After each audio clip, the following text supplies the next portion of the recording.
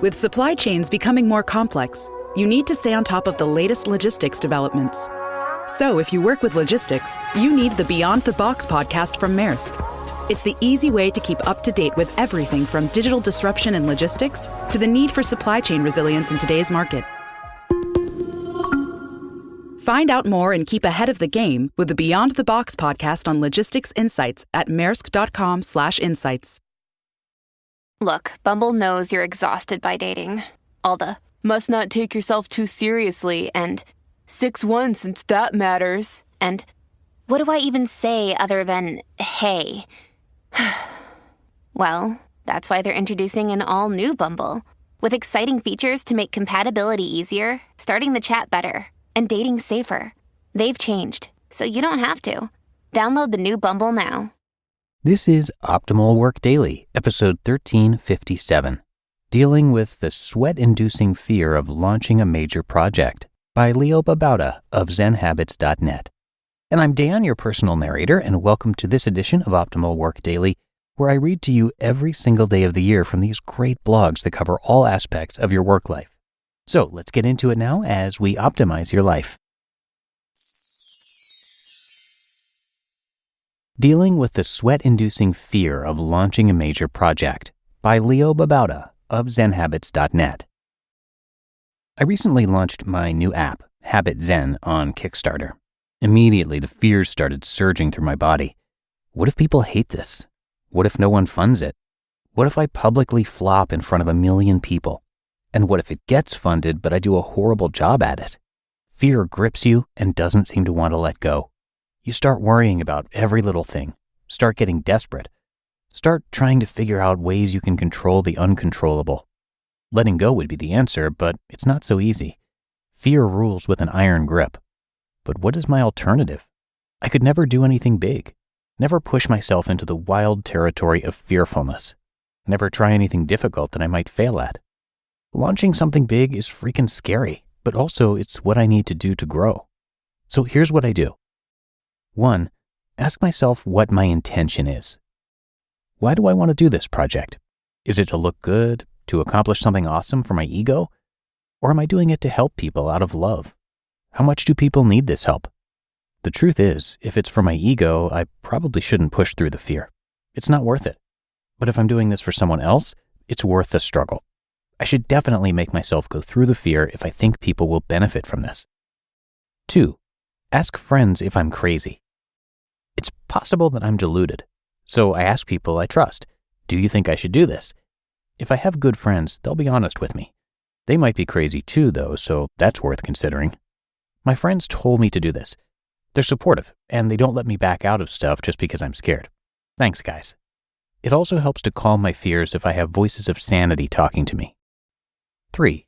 Stare the fear in the face.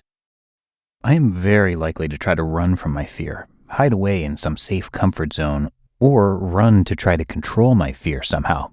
It's a defense mechanism, and I've conditioned myself to do it for years. Instead, I'm trying to teach myself to just sit still and face the fear. Look at it kindly in the face and see what it's like.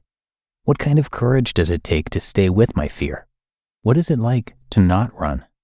I try to explore this with curiosity, and what I find is that it's not so bad. Fear can make me panicky, but when I face it, I find that it's not the end of the world. Not such a big deal. 4. Stop myself from taking desperate actions. When I'm fearful, I can do desperate things. Anything to try to get things to turn out the way I want. But the desperate things are often harmful, not helpful. So I'm trying to get myself to breathe and take a more rational look at the actions I want to take. Ask myself questions like, am I doing this out of fear? Or is this actually going to be helpful? Am I doing this because of ego? Or will others benefit from this action? What would happen if I do nothing?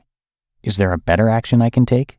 And once I calm down, the actions tend to be less self-centered and more compassionate, when I remember. 5. Give myself compassion. If I'm filled with fear, I like to look at the scared part of me like it's a little kid.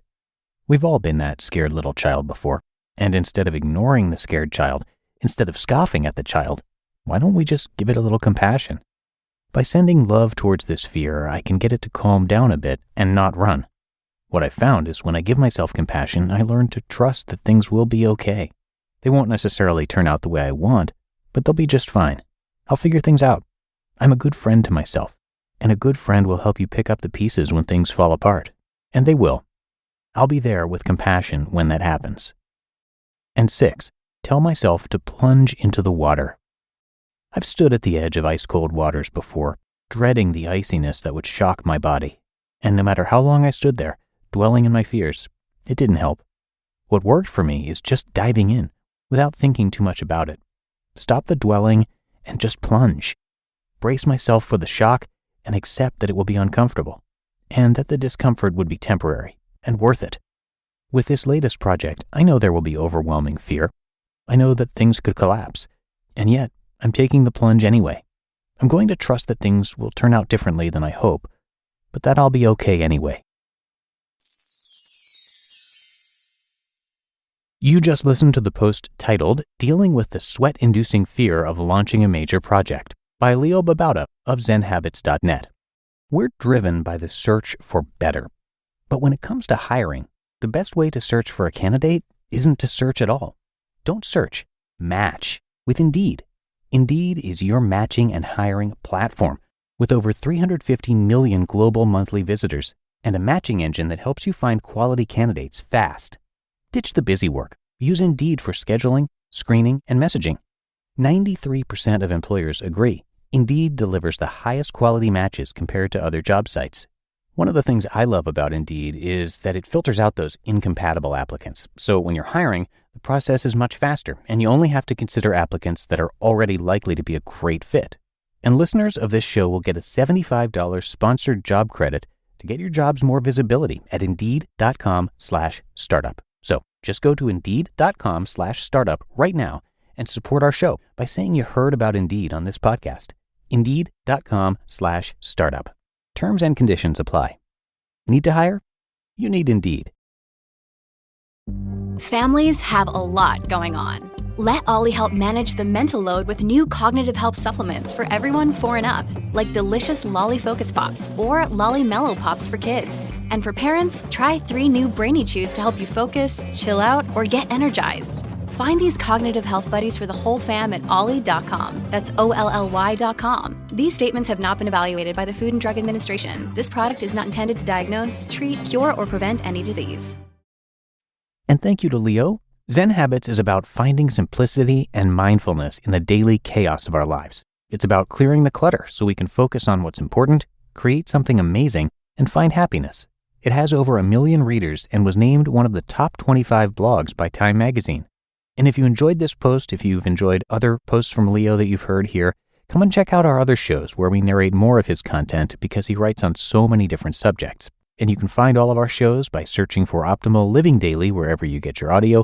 And then make sure to hit that subscribe or follow button in the podcast app you're using so you get those new episodes daily. Or come by oldpodcast.com to see all the shows we have, plus more content. That's oldpodcast.com.